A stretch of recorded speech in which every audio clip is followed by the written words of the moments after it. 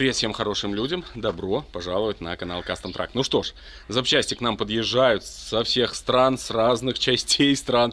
Приходится вот так вот выживать. Но основная масса запчастей у нас есть уже, поэтому сейчас основная надежда на то, что все подойдет. Будем начинать сборочку, точнее продолжать.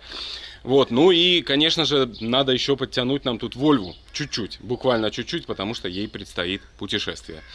Вот, вам я желаю, конечно же, приятного просмотра. Огромное всем спасибо за поддержку. Если у вас есть желание поддержать то, что мы здесь творим, то переходите на Boosty, подписывайтесь, будете получать и информацию оперативную о том, что происходит у нас, и одновременно поддерживать нас. Также не забывайте про телеграм-канал. Все. Вам я желаю приятного просмотра, заваривайте чаек, печенюшки, все как вы любите, ну а мы начинаем работать. Ну что ж, мы продолжаем сборку. Я уже, посмотрите, здесь отмыл нашу заднюю часть двигателя. Вот, также сейчас установим сразу сальник. Вот, новенький сальник, он, кстати, камазовский, один в один. Но с сальником так не бывает все просто. Ему бы какую-нибудь оправочку, конечно.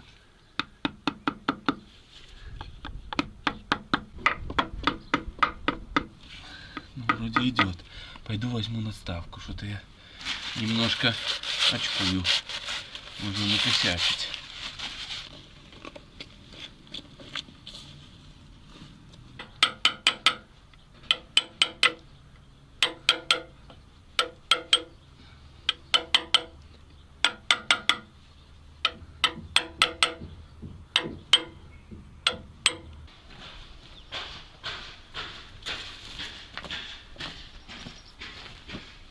Так, сейчас будем закидывать маховик. Он, видите, даже уже немножко поржавел. Ждал нас так. Но это не страшно. Вряд ли он сгниет в ближайшее время. Так, и еще хочу выставить верхнюю мертвую точку, чтобы у нас вот эта вот штука, как раз пока головки не стоят, совпадала с ВМТ. Здесь даже, я так смотрю, есть еще какие-то отверстия, видимо, для опережения зажигания. Вот, поэтому будем сейчас смотреть, как это что выглядит.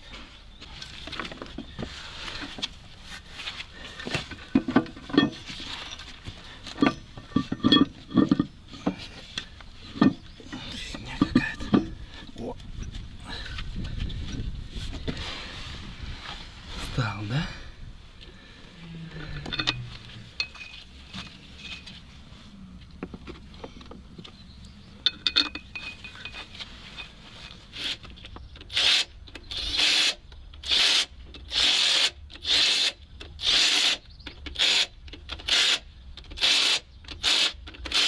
Так, болты маховика 140-160 ньютонов.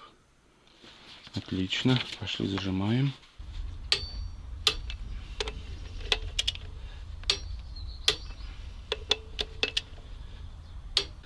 Смотрю, они уже зажаты все.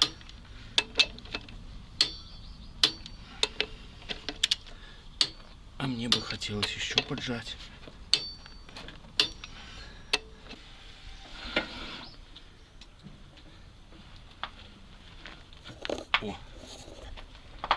Все, вот у нас первый цилиндр подошел к верхней мертвой точке, и у нас щелкнулся фиксатор.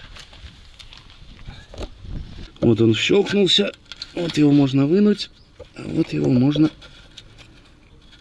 ставить. Ну и первый цилиндр в верхней точке. Сейчас еще можно сделать дополнительные пометки, чтобы знать эту точку. Нам часто не хватает времени для обслуживания наших личных автомобилей. У кого-то работа, у кого-то нет условий, инструмента и так далее. А чтобы автомобиль не подводил, его нужно обслуживать вовремя. И вот тут вам, друзья, поможет автоспот.ру. Неважно, какой у вас автомобиль, старенький японец или новенький китаец, цены есть на все авто. На этом бесплатном сайте вам нужно лишь выбрать свой автомобиль и какое ТО планируется. Далее появляется карта с ценами, причем тут все предложения от официальных дилеров и от проверенных сервисов, поэтому с гарантией у вас будет полный порядок. Проверяйте актуальные цены на Автоспот, выбираем лучшее и записываемся в 2 клика, чтобы зафиксировать за собой скидку. Ссылку на Автоспот я оставил в описании. описании. А для того, чтобы скидки всегда были под рукой, можно скачать и мобильное приложение Автоспот, которое полностью повторяет функционал сайта. Заходите на autospot.ru и пользуйтесь. Параллельно с Зилком тоже занимаюсь и Вольвой. Сейчас вам покажу, немножко здесь навел порядок, запаковал шланги. Вот. Но основная проблема, с которой я столкнулся, это отсутствие таких вот шайб. У меня, к сожалению, нету. Это у нас утечка масла идет с левой стороны с насоса гидроусилителя. Нужно поменять эти шайбы, но я нигде найти не могу. И медные тоже не могу. Диаметр 26, достаточно большой. Вот, поэтому здесь тоже вот запаковал аккуратненько нашу пневмосистему, там электрику подзапаковал. Устраняю мелочевку, которая, ну, скажем так, была оставлена. Сейчас вот немножко подтягиваю. Вот отсюда штуцер, вот с насоса гидроусилителя. Ну, я сейчас поеду поищу еще по магазинам, по другим. Может, что-то найду. Это шайбы под гидравлику. Они у нас в городе, тяжело их найти. Но Юра тут тоже занимается Вольвой, колодочки подводит тоже. Маленькое обслуживание. А, еще забыл, фильтр тоже. Внутри был забит елками, такими еловыми иголками. Вот, тоже прочистил, все. Теперь будет легче дышать нашей Вольве. Поменял здесь пару шлангов тоже заодно уже. Ну и видите, все в масле, потому что плывет у нас отсюда вот из этих шайб, я так понимаю. Возможно, я ошибаюсь, но они металлические, а внутри резиновое уплотнение. Купил вот такой кардан ZIL 130. Будем из него делать кардан ZIL 4972 75. У нас ZIL этот по маркировке идет 4975. Вот. Ну и вольвочка наша. Скоро, возможно, для нее будет работа. Но это вы уже увидите в следующих сериях. Друзья, вы не поверите, но я нашел в магазине нужные нам шайбы. Просто поехал в магазине для легковых автомобилей. Там у них были вот такие шайбы. Они никому не нужны, видимо, только мне, поэтому остались. Вот, так что сейчас ставим 2 новых шайбы. Закручиваем гидрач и будем проверять, работает он или нет. И еще хотел вам показать, смотрите, колесо проехало 1000 километров, но вот резинка, которая здесь, отливка, так и осталась, даже не стерлась. Странная ситуация, непонятная. Неужели она такая крепкая? Ты видел, Дима? 1000 километров, резинка осталась. Вечная шина. Да, Китай.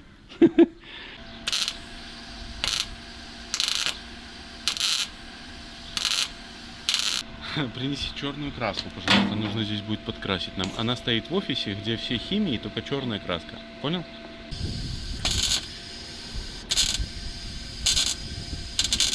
Заварили, здесь были 2 дырочки такие, через которые сифонили газы. Все, теперь будет четенько.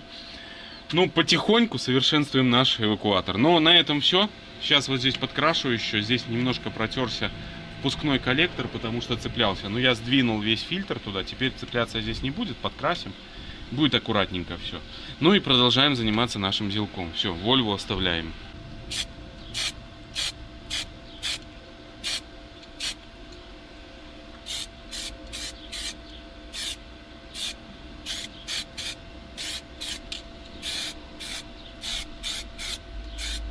У нас здесь небольшой парково-хозяйственный день.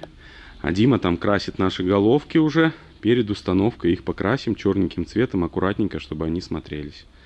Продолжаем собирать нашего зилка. Так, ну мы уже готовимся к установке головок.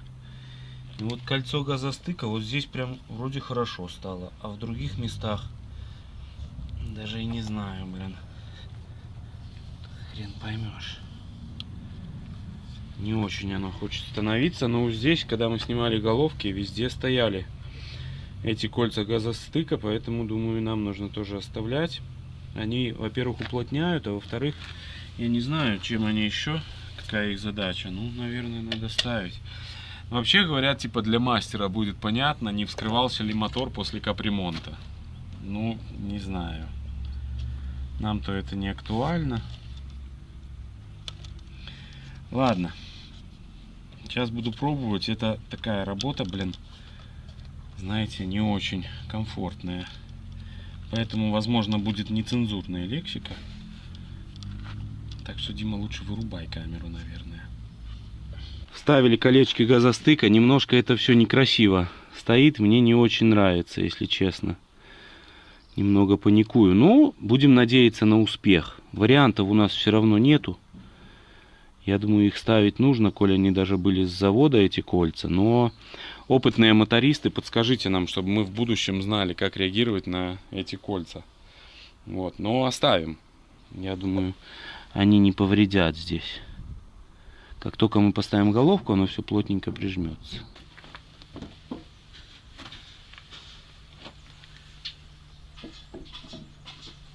Все? Ну, вроде да. Поставил тебя? Да. Головку мы уже чуть-чуть подзажали. Основные болты вкинули. И здесь возник вопрос с установкой коллектора. Дело в том, что я снимал-то с коллектором. Вот, поэтому сейчас подгоняю здесь шпилечки, чтобы все было четенько. И будем устанавливать коллектор. Новые прокладки. Вот, сейчас подзажмем немного головку и, я думаю, установим все это дальше. Все зажато. Ну, вот некоторые, видишь, идут. Лучше перепроверить. Приступаем к затяжке. Ответственнейший момент. Головка вся затягивается с моментом 180 ньютонов. Вот, мы же начинаем со 130. Вот, от центра и к краям. Крест-накрест. Ну, обычная стандартная схема. Ничего здесь сложного нету. Но единственное, очень много болтов. Вот это немножко пугает. Но сейчас потихоньку затянем. Вот начинаем от центра, потом пошли этот, потом этот, потом этот. Ну, в общем, крест-накрест. Здесь сложно не запутаться, но мы справимся. Закручиваем мы уже вторую голову. Ту мы все обжали. Вообще без вопросиков, все аккуратно, не спеша. Это тоже потихоньку зажимаем. Ну так смотришь на это все, надеюсь, вот, ну, порядок какой-то мы не перепутали, потому что разбирать это все обратно уже будет невозможно. Вот, но переживаешь, как обычно, блин. Все ли собрал? Там вот поспешили, поставили без коллектора, и поэтому пришлось насос отсоединять. Гидроусилителя.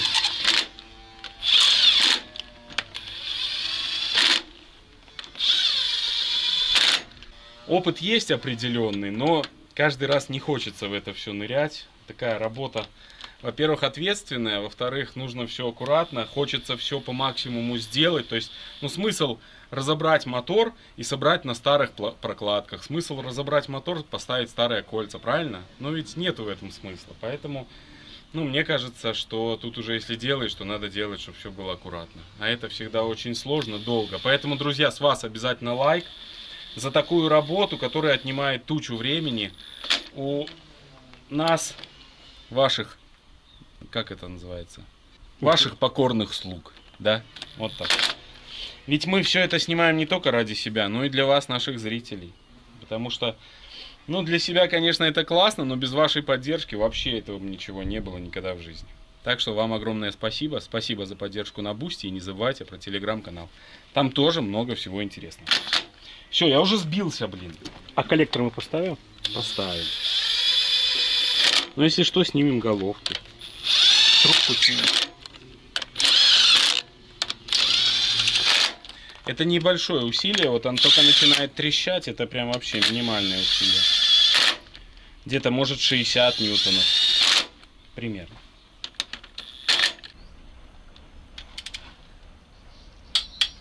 Второй.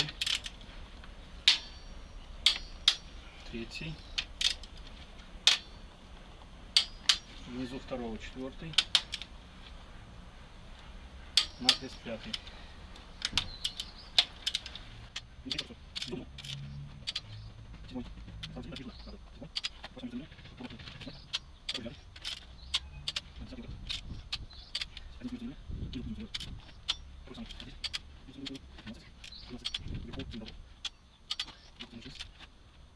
Все головки затянуты. Такое себе напряжение нормальное, блин. Все это подзатянуть, особенно когда уже тянешь финишную протяжку. Это прям нагрузка такая на руки хорошенькая. Но мы все сделали по книге удобно, то есть пронумерованы все болтики, так что очень удобно. Нашим зрителям и подписчикам кто-то на ТБТ-шоу нам подогнал книгу, которая вот нас выручает. Все, продолжаем дальше. Ставим коллектора.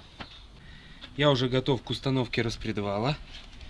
Сейчас сделаем только пару укольчиков нашему мотору.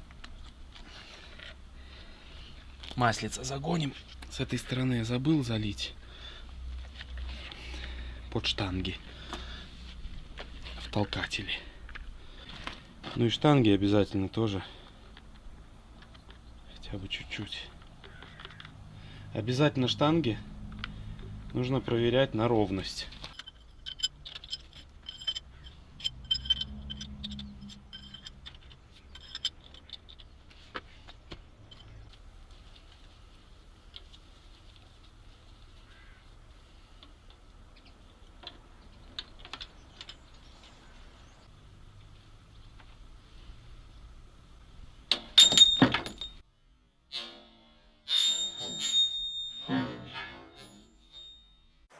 Идиот! При попытке установить ось коромысел столкнулся с большой проблемой. Думал, что я что-то путаю. Но, значит, смотрите, сейчас попытаюсь вам объяснить. Как поступает масло в ось коромысел. Как вы вот видите, это болты крепления оси. Так? Вот. И есть только одно единственное отверстие, через которое масло подается в ось коромысел и смазывает так ось. Но у нас это отверстие заделано заглушкой. Вот, можете там наблюдать, заглушка. Так? Вот оно, это отверстие. Там есть тоже с той стороны выфрезеровка какая-то, сверление. Но вот это отверстие заглушено. То есть в распредвал никак не подается масло. Я не знаю, почему так сделано. И, ну, чисто самотеком все смазывалось. Возможно, поэтому тут такое все и подзакоревшее.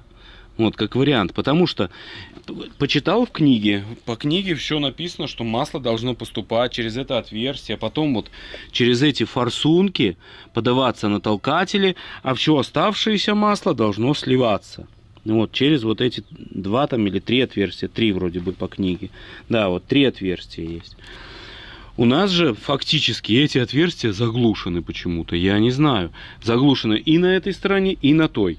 Либо не заглушено, а просто не досверлено заводом. Вот, я не знаю, что там и как, потому что вон тоненькую, вижу какую-то там дырочку.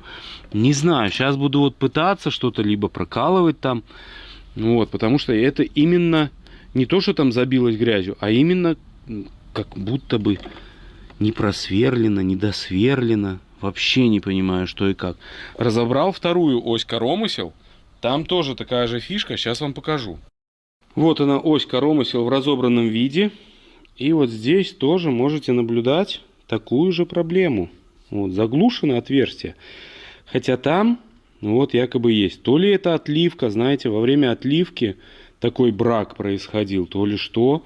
Но я это планирую отверстие просверлить, потому что без него смазки не будет для оси коромысел.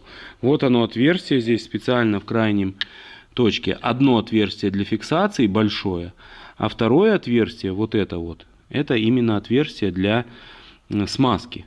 Вот. И напротив каждого коромысла есть своя отдельная вот такая отдельное отверстие. Вот, а в коромыслах, видите, тоже есть форсунки. Вон там они, вот, которые смазывают отдельно, вот через то маленькое отверстие, отдельно смазывают именно вот эту вот часть толкателя. Разгадал я эту схему. В общем, там минимальное отверстие, вот. Видно вам, наверное, да? Оно было забито наглухо, и я не знаю, что. Но если я здесь сделаю большое отверстие, то двигателю не будет хватать давления масла, я думаю. Поэтому мы оставим, наверное, все-таки заводское это отверстие. Но это будет явно больное место. Потому что подача масла через такое отверстие связана явно с нехваткой, масляным голоданием. Но если большое сделаешь, то будет не хватать тогда основному двигателю давление масла. Поэтому, наверное, будем оставлять, но, видите, надо будет контролировать. И масло в этих моторах нужно менять обязательно вовремя. Вот. Ну, все воздухом продул, прочистил. Сейчас продую и прочищу с обратной стороны на втором распредвалу. Я сюда подаю воздух, оно там хорошо с этой стороны выдувает. То есть, как бы поток будет здесь по-любому. Но все равно это такое себе. Он просто может минимальным каким-то грязью минимальной забиться и все на этом.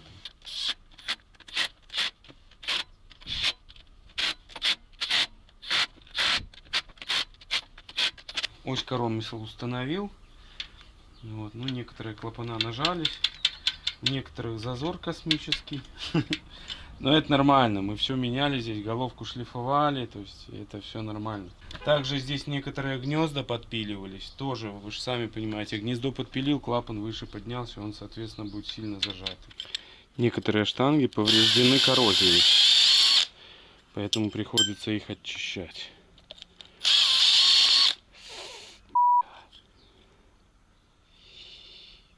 Опасно.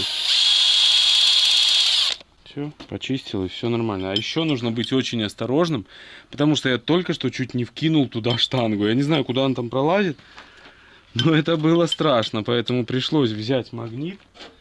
Вот, и магнитом достал ее обратно. А так бы я даже не знаю, чем бы это могло закончиться. Все стоят на месте, можно собирать распредвал. Я его весь смазал. Точнее, не распредвал, а коромысла.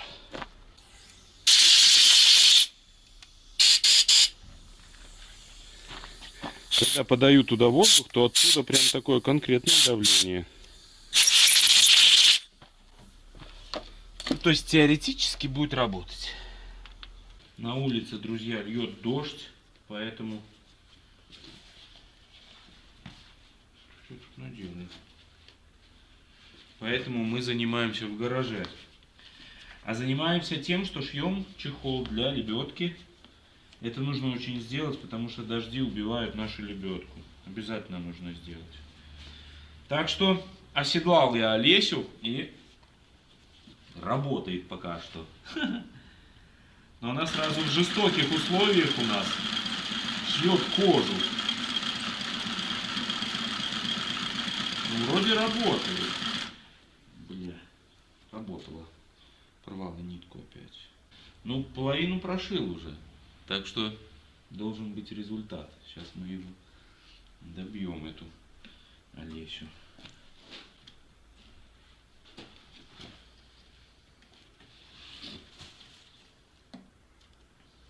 Нитку, блин, ножницами невозможно отрезать. То ли такие ножницы, то ли такая нитка.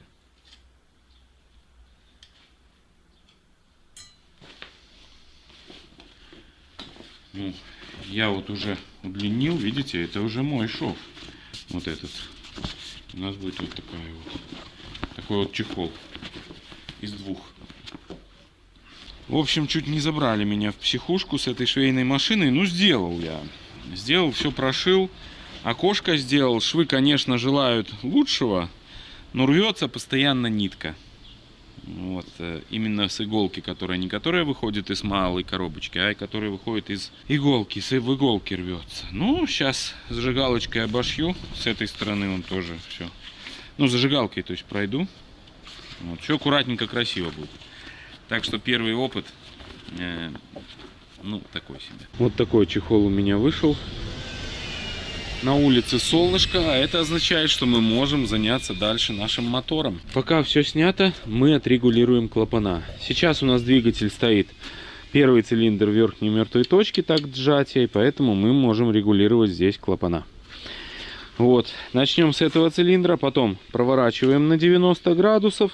Это будет следующий такт, следующий пятый цилиндр. Вот, ну и потом, согласно работы двигателя, через 90 градусов каждый цилиндр. Зазор, кстати, 0,4 мм и на впускных, и на выпускных. Вот такая конструкция здесь у зиловского мотора. Так что так и сделаем. Щуп нашел. Сейчас сделаем все.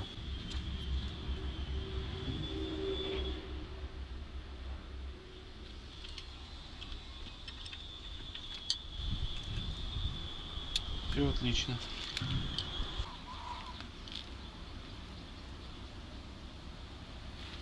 Все, провернули на 90, теперь пятый цилиндр регулируем. Все, 8-й цилиндр. Все четко, все классно. Кстати, мой совет вам, когда регулируете клапана, всегда берите самую большую отвертку. С ней удобно держать вот этот регулирующий винт и контрагаить его. Всегда большую отвертку. Это сэкономит вам время. Ну а следующий этап — это форсунки. Они у нас необычные, вы помните, с распылителем в сторону.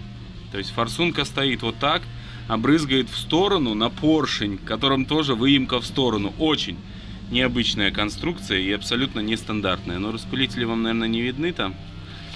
Вот, но не суть. Сейчас ведем подготовительные работы. Нам нужно для начала подготовить наши вот эти уши, которые держат. Сейчас мы их протрем. Все как надо. Вытрем, чтобы аккуратненько все было. Вот, и будем пробовать устанавливать. Новые шайбочки я купил, поэтому, я думаю, проблем не возникнет у нас. Здесь установлены вот такие под шестигранник болты. В 95-м году, видите, уже ставили и такие болты под шестигранник. Не знаю, это достаточно редко для советской техники.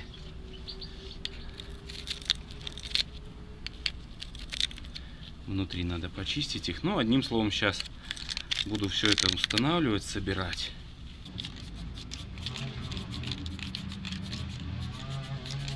Хоть бы дождь не пошел. Выглядит классно. Пока сохнут наши фиксаторы форсунок, я закину сами форсунки. Шайба, кстати, обычная шайба. У соседей сбегал, купил. Закидываем.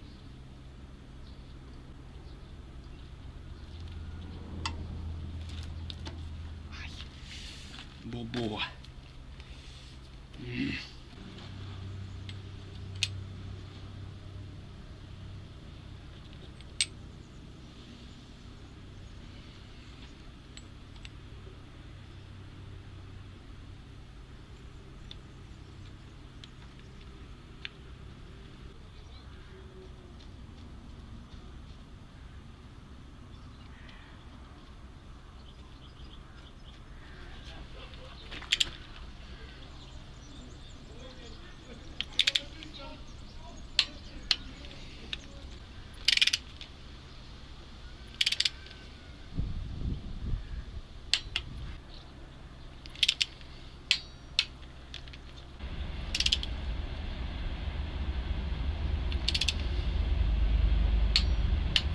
Все форсунки зажаты, красота, прям нравится. Продолжаем дальше.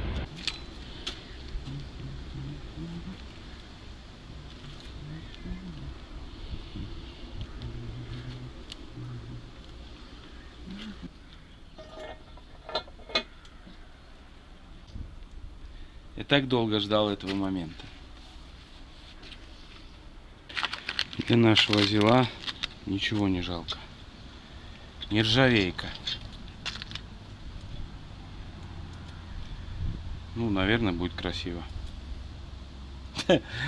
Хотя после болота все это будет выглядеть, наверное, ужасно. Но, надеюсь, потом помоется. Болотом мы по-любому поедем. Еще нужно найти крышку заливную. Не могу найти, где она.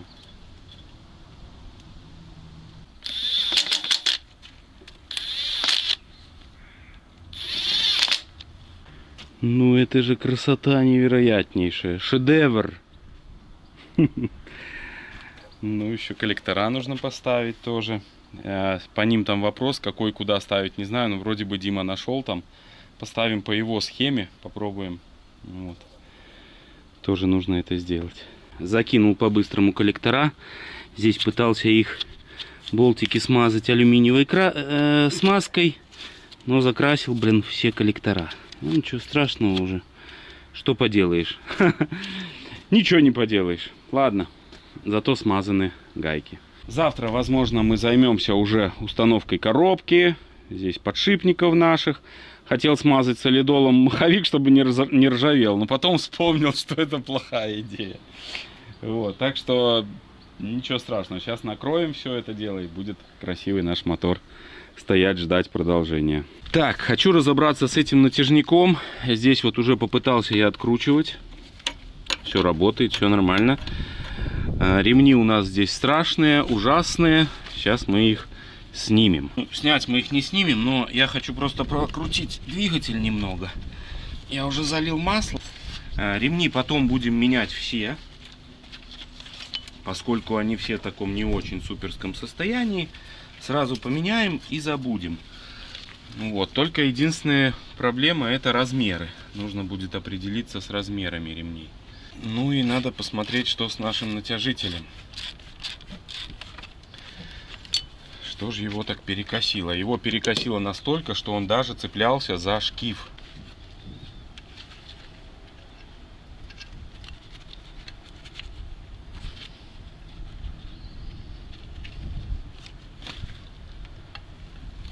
Здесь вроде как соосно все. Как выяснилось, просто у нас был откручен вот этот болт натяжителя. Я начал разбираться, думаю, не пойму. Втулка же хорошая. Как только зажимаешь этот болт, еще меня удивило, что он был не зажат. Вот, как только зажимаешь этот болт, натяжитель становится на свое место, и все работает четко. Ничего не болтается, то есть, ну, он просто сейчас не зажат, вот прям миллиметрик болтается. Но если его тщательно зажать, то все нормально. Но если только его чуть-чуть отжимаешь, вот буквально, вот, видите, так сразу он начинает болтаться очень сильно в корпусе, и вплоть до того, что даже доставать до сюда. Поэтому в этом и была причина, он просто отжался, вот этот болт натяжителя. Следующие детали, которые нам нужно подготовить к установке, это вот два впускных коллектора, соединяющий коллектор между ними и паук термостатов. Вот здесь у нас возникнет проблема, здесь болт обломан. Вот, его нужно как-то тоже здесь попытаться нам достать. Сейчас будем этим всем заниматься, но перед этим сначала помоем.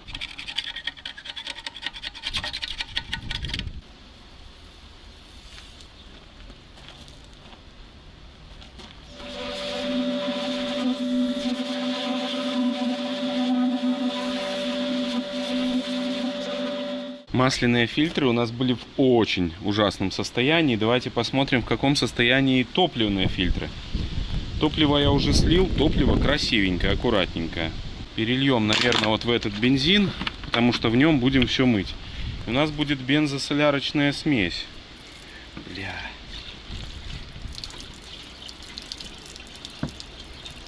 Мне кажется, или я косячу? Ну, вы знаете, что опыт по сливу жидкости у меня колоссальный, поэтому каждый зритель, который смотрит меня давно, как только я беру в руки канистру, сразу напрягается. И я в том числе.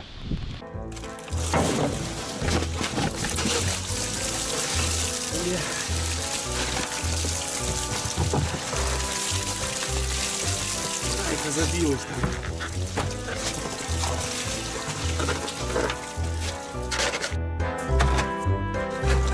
Это катастрофа была, парни.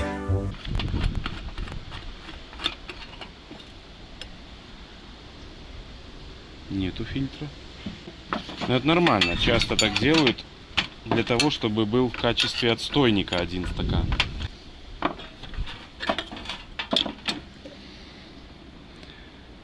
Блин. Лишь немного там есть на дне грязи, но вам не видно. Но фильтров нету. Блин, это уже, конечно, печаль.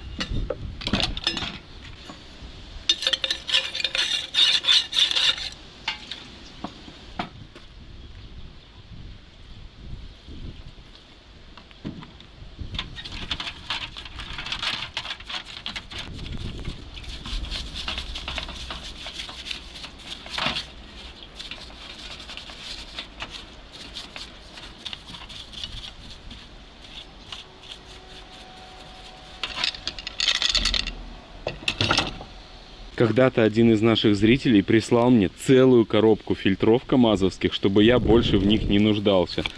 Также есть вот такие ремкомплектики. Отлично. И теперь у нас есть возможность поменять, поставить новые фильтры. Они разного типа. Есть бумажные, есть вот с такими вот металлическими сетками. Мы, наверное, поставим ливны. По-моему, Миха 6х6 говорил, что ливны классные фильтры. Так что ставим ливны. и попробуем вот такие силиконовые прокладки. Нашим неравнодушным зрителям огромное-огромное спасибо. Вот пригождается все.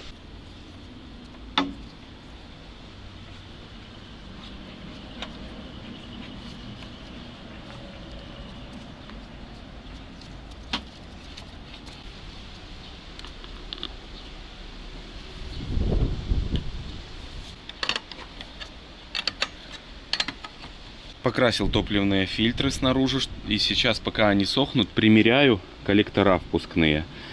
Хорошо, что есть отснятый видеоматериал, потому что благодаря ему, ну, это все быстрее подогнать, потому что вот прикинул, тут не туда, этот не сюда, в общем, вот в таком виде они будут стоять. Еще одна большая засада, это поставить трубки топливные. Они все изогнуты под определенным углом, и это будет создавать сейчас нам веселуху. Вот, потому что непонятно, где правая, где левая. Как оказывается, я здесь пытался что-то помечать. Я этого абсолютно не помню. Но вот второй цилиндр, третий цилиндр помечен. Вот, но первый и четвертый здесь пометок я не вижу. Мне кажется, эти все с той стороны.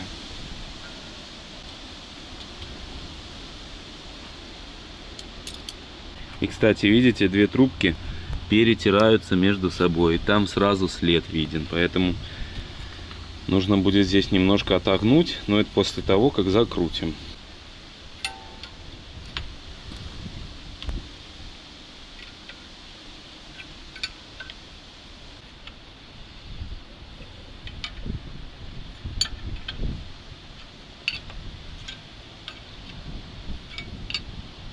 Прежде чем устанавливать коллектор впускной, я решил все-таки установить паук термостатный. И сейчас вот проверяю работоспособность термостата. Залил кипяточком, он по идее должен открыться. По-моему, он работает. Не работает. Показалось, блин.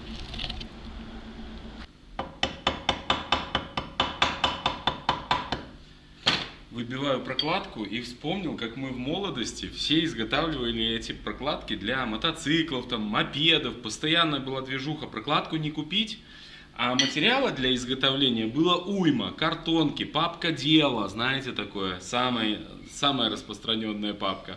Мы всегда именно из них изготавливали. Но в нашем случае тоже приходится вот так вот изготавливать, потому что у нас редчайший аппарат. Купил я новые болты. Купил термостат, все было в наличии. Болты от иномарки, а термостат термостат, как выяснилось, у нас подходит от КамАЗа, от Волги, ну и от ЗИЛа. Вот, так что сейчас будем собирать весь паук. Работаю на пределе. То солнце, то дождь, то жара, то холод. Это не лето, это какой-то ужас. Ну, смотрите, закинул вот эту перемычку, а после перемычки буду устанавливать сам термостат. Надеюсь, успею до дождя, потому что у нас здесь открыты цилиндры, и мне нужно быстро все это сделать. Чуть успел я, друзья. Просто ужас, что там творится. Не дает погода нам собрать наш аппарат. Очередная попытка все установить. Наш новенький термостатик. Он будет устанавливаться вот сюда. Вот. И две резиновых прокладки.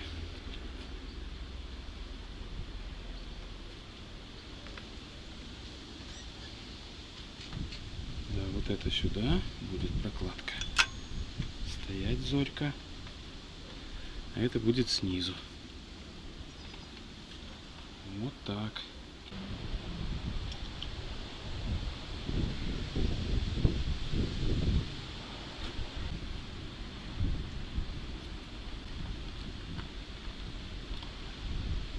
В погоне за солнцем, в боязни, что сейчас опять пойдет дождь, я накосячил. Вытянул резьбу немножко, то есть, ну, зажать хотел, а получилось, что тяганул резьбу половинку. Вот, сейчас пришлось изготавливать болт. Нарезаю резьбу. Вот, и у нас будет болт просто чуть длиннее, там на 1,5 сантиметра. Там, скажем так, сквозной у нас этот болт, поэтому страху нету. Вот, гораздо было бы страшнее, если бы он был не сквозной, а прям туда уходил глухарь. Вот, поэтому сейчас пришлось из 12-го болта выточить 10-й по-быстрому. И сейчас закрутим, все-таки зажмем нашу улитку. То есть после обеда я фактически все время занимался этим пауком, блин.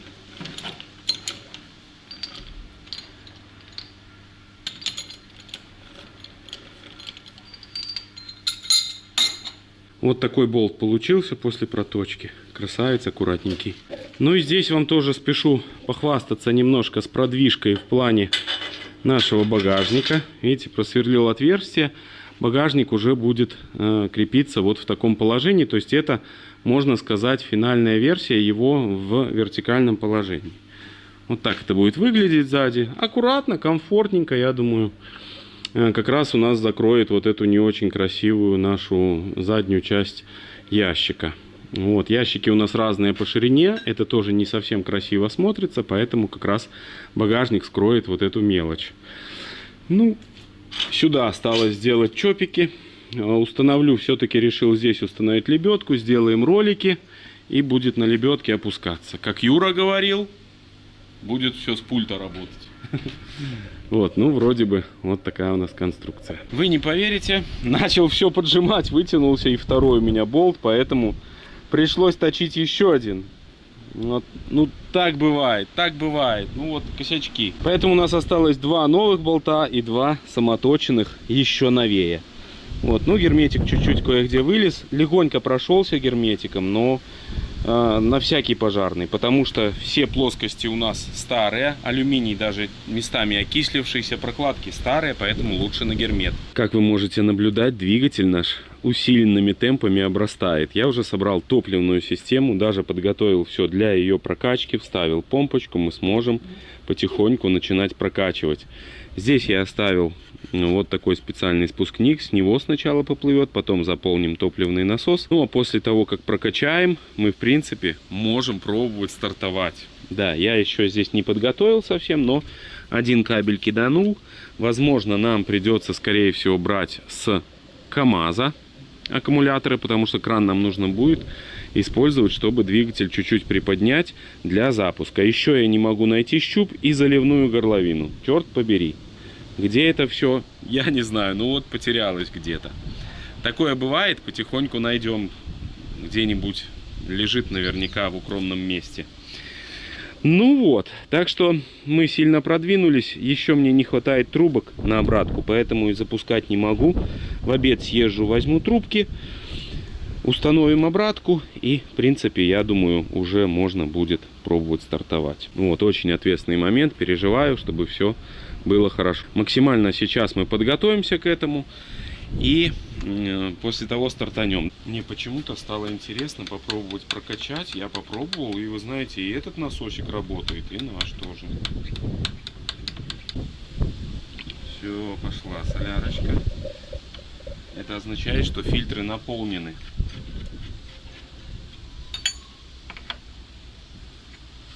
Зрители, которые смотрели внимательно, помнят, что вот здесь у нас была проблемная резьба. Но я прошел метчиком, и сейчас ее даже уже не отличить, она почистилась. Скорее всего, что на заводе просто не докрутили болт, и он со временем выкрутился. И вот, знаете, на выходе разболтал всю эту резьбу, ну, подразбил. К сожалению, погода не очень. Наверное, вот-вот пойдет дождь. Ну, посмотрим. Либо аккумуляторы приволокем, но у меня нету клемм.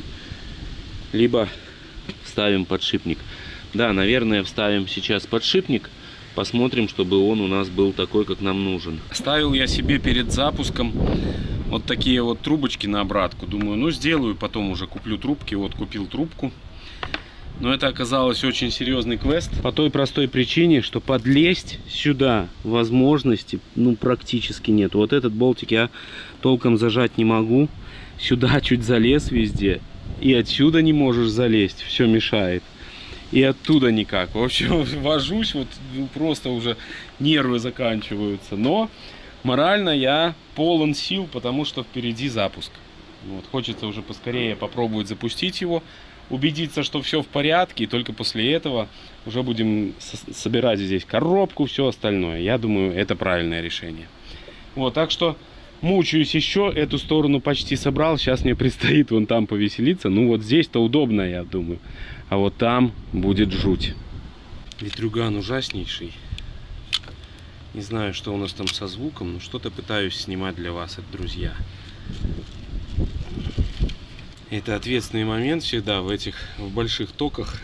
Тут надо не спешить. Сколько здесь ключ, блин, эти китайские клеммы? На 9, что ли? Хотел заколхозить, просто примотать кусок провода, но потом совесть моя все-таки не позволила мне этого сделать. Заплескал клемму. Сейчас вот будет у нас зато надежная масса. Ну что ж, запускаем кран, цепляем мотор. И, кстати, здесь нашел вот такой маленький нам подгончик от нашего подписчика. Что он здесь пишет? Дмитрий, добрый день, ваш подписчик канала. Звонил вам, оставил камеру на мазокран в кабине. Очень приятно было услышать живую процветание каналу. Ваш подписчик Терешка Евгений. Если что-то нужно привезти из Минска, обращайтесь. Спасибо огромное. И вам тоже спасибо за подарочек. Запускаем мазокран.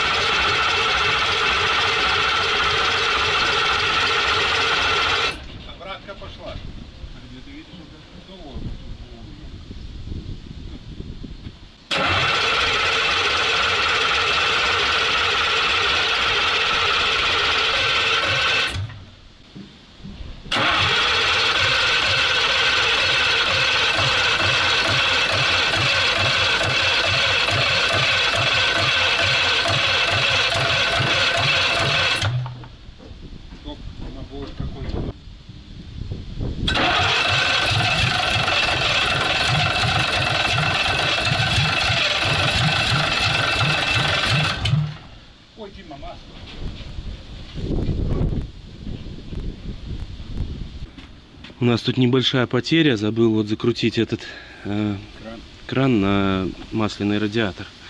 Ну, первые признаки дыма уже есть, это хорошо.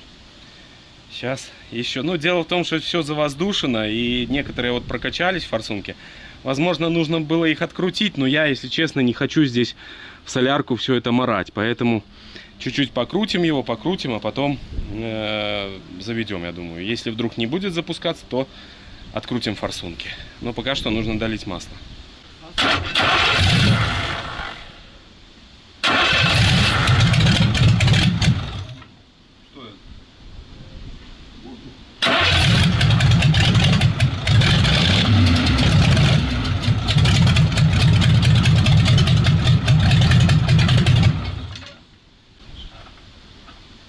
Ну, уже хороший знак. Да. Сейчас еще его помучаем.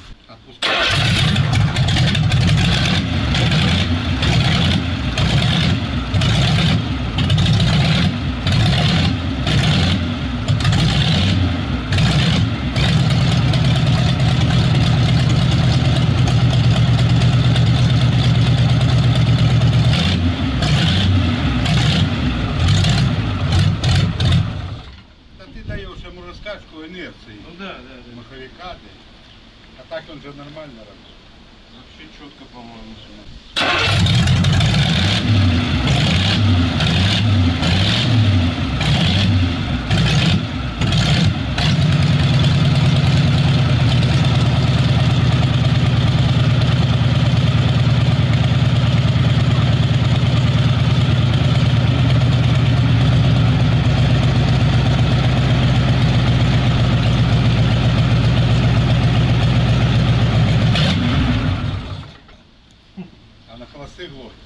Ну, надо просто подкрутить чуть-чуть. На 3 года.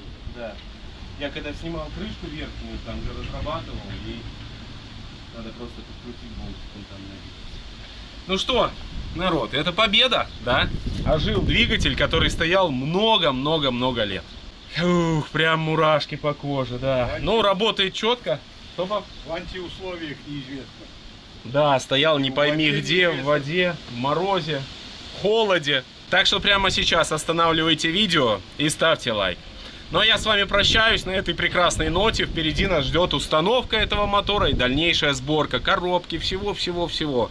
Работы очень много, поэтому обязательно подписывайтесь, чтобы не пропустить следующие серии. Вам только хороших людей на жизненном пути, всех благ и всего самого-самого наилучшего. Всем пока!